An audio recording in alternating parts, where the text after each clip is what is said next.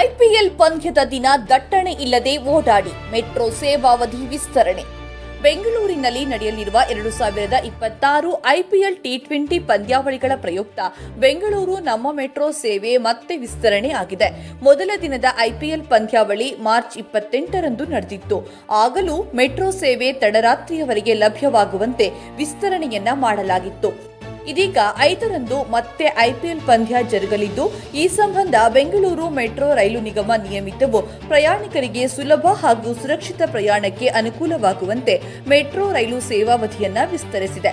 ಪ್ರಯಾಣಿಕರು ಸುಗಮ ಸಂಚಾರ ಸುರಕ್ಷತೆಗಾಗಿ ಸಾರ್ವಜನಿಕರು ಪೊಲೀಸ್, ಸ್ಟೇಡಿಯಂ ನಿರ್ವಹಣೆ ಮತ್ತು ಬಿಎಂಆರ್ಸಿಎಲ್ ಸಿಬ್ಬಂದಿಯ ನಿರ್ದೇಶನ ಅನುಸರಿಸುವುದು ಕಡ್ಡಾಯವಾಗಿದೆ.